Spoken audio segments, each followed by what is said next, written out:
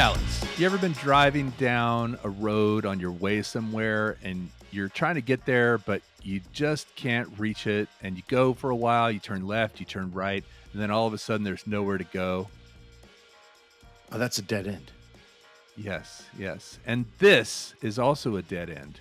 Now, a dead end in the case of Dirt Nap City is a technology, a thing, a phrase, a ritual, tradition, something that people used to do, but they don't do anymore. And we haven't gone very far back in time yet. And I'm not going to go very back far back in time with this one because this one's kind of a modernish dead end.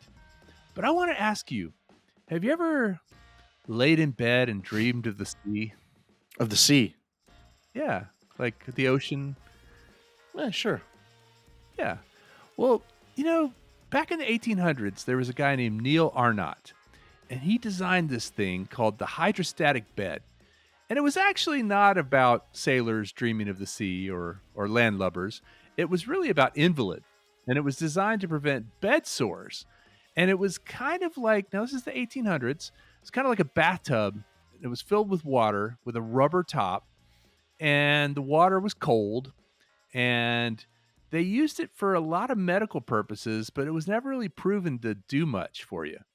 Well, fast forward 100 years to 1968, and then this student named Charlie Hall in San Francisco, he was a design student. He started experimenting with unconventional furniture fillings, and he decided to fill a mattress with water for his master thesis. This became a big, big thing on campus and in their class, and it got to be legendary. Well, they actually patented the waterbed in 1971, and it grew meteorically and then just went down. Just like the dot-com days in the in the 90s and 2000s, this was the waterbed days. Um, I mean, did you ever have a friend with a waterbed? I lived with a guy who we had a house, and he had a king size water bed. And Did he talk about it all the time? no, but I had a twin mattress, is all I had. I don't even know if I had a box spring. I just had a mattress. He had this king size water bed, but the house dipped where it wouldn't have been safe for him to put the waterbed, like the way the elevation was. So he Yeah. had to live in one part of the house where you went in the room and that's all it was just a bed. It was just like a Right, small right. children's room. And then I, with my twin mattress, was in the primary bedroom. Master bedroom. Yeah, it was huge. Wow, And you this kinda this won with little that one. well, did I? I mean, it was pretty. Yeah, I mean, I don't know. It's a big room without anything to fill it is just a big empty room. But yeah, that's my memories of waterbeds, is just going in this guy's room and having it just be the bed. But yeah, Did waterbeds are I've never actually slept in one, I don't think. I was about to ask you if you ever had. Did you at least lie in it just to Oh see what yeah. it was like? Yeah, and it made me nauseous. Yeah, yeah. So, I had a friend, growing up named Matt, and Matt, actually had a waterbed, like a queen size waterbed, but it was a weird thing. I guess this family had 5, 6 kids, and several of the kids shared rooms. Well, he shared this queen size waterbed with his brother. Like, the 2 of them shared a room, and they slept in this waterbed together, and this was in, like, 8th grade, high school kinda thing. Matt Brames, did you ever know Matt Brames? Mm-mm. Shout out though. Um, yeah, shout out to Matt Brames. Anyway, he had a waterbed, and he talked about that thing all the time, and I wanna say I might have like, his brother was gone, and I think we did a sleepover at his house, and, I felt like it was cold. It was very sloshy, like, every time one person moved, it would kinda move. Um, and you're right, with regard to part of the challenge of it is they were very heavy, right? Because that's a lot of water, and so if you don't have a perfectly flat surface for it and a perfectly flat foundation and a very strong foundation, you don't wanna put these things on the 2nd floor. As a matter of fact, there are some places where if you're renting a house, I think California is one of them, you can't actually, have a waterbed, like, in a rental house because they're too dangerous. Leaks, Yeah, you imagine know, being in the top weight. floor of like an apartment or a condo where you're sharing with somebody you don't know, and that thing springs a leak. I mean, that's thousands of, Yeah. or not, probably hundreds of gallons of water, right? Yeah, yeah. Well, they were very, very popular in the '80s, and I have to say again, my friend Matt, that was like one of the things he was really proud of was the fact that he had this waterbed, and he talked about a lot of dates he had that he thought ended up in the waterbed, but I don't really think that happened. I think it was just him talking. Um, but there were these things like temperature control that you had to account for. So I think it had a heater to keep the water a little bit warmer. Um, but believe it or not, waterbeds were waterbeds were actually um, up there with refrigerators in terms of something that would cost a lot for electricity. So if you had a waterbed and you were using this heater, it was very inefficient to heat all that water up and to keep it warm. And so, you'd end up paying, your refrigerator is generally your air conditioner and your refrigerator are your two biggest electric users. Waterbeds were right up there. So there was a cost associated with it. Hmm. When they marketed these things, were they marketed like for sex? Or were they marketed, were they try to be straight about it and say, it's better, good for your back, or you're good? Was I, that I part of the appeal though?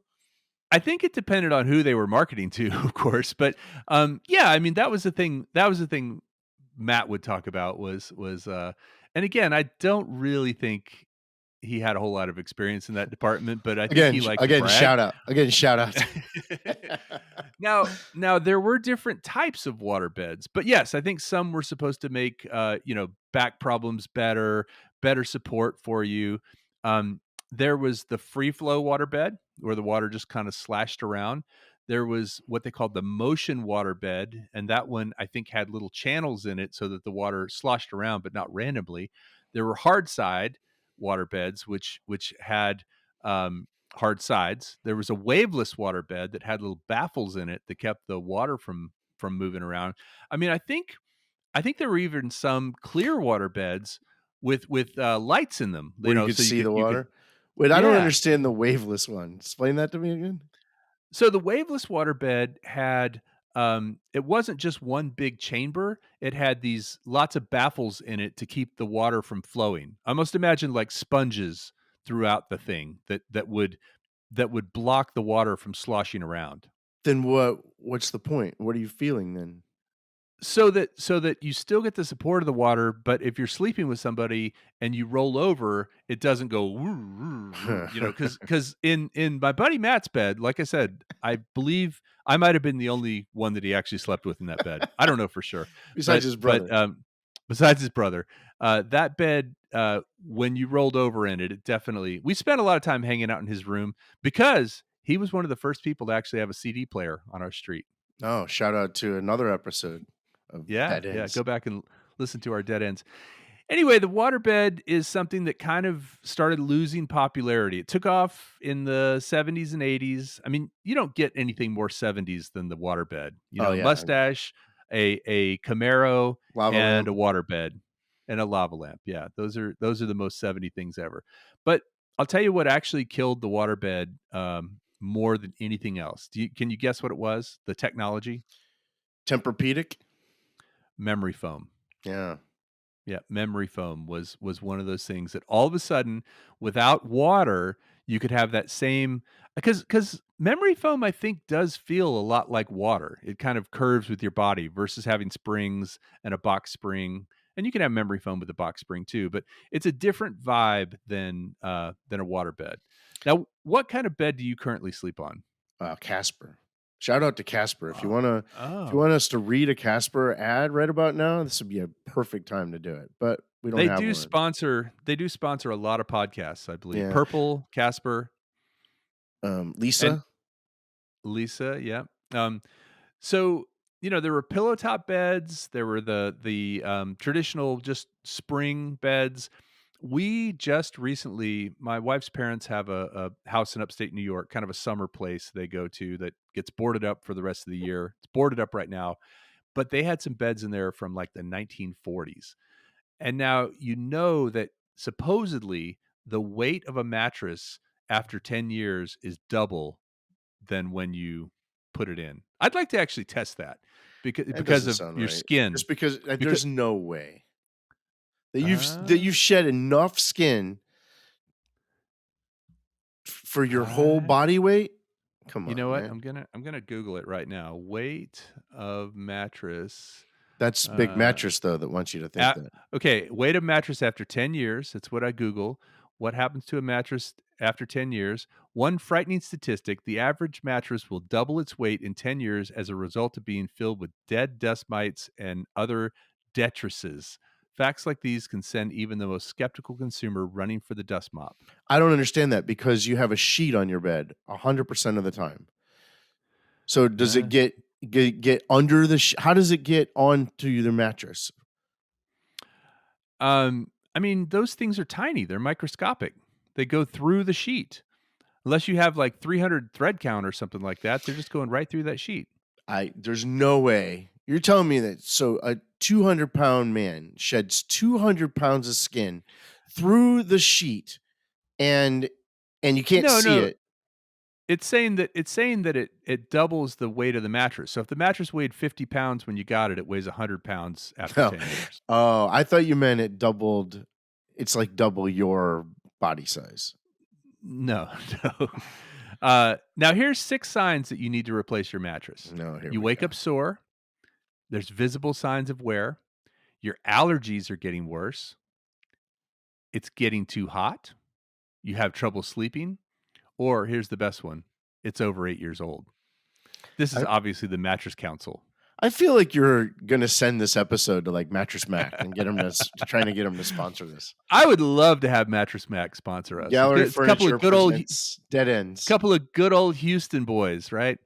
Um, here's one more question: is it safe to sleep on a 40-year-old mattress?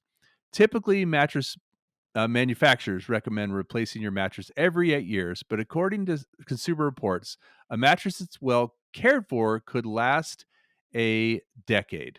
So, Well, here's what my problem though is that the big mattress will talk out of both sides of its mouth because on one hand they will tell you you need a new mattress, but what's the first thing when you try to buy a mattress? They'll tell you this one's great, it has a lifetime warranty. Whose lifetime are they talking about? right, right.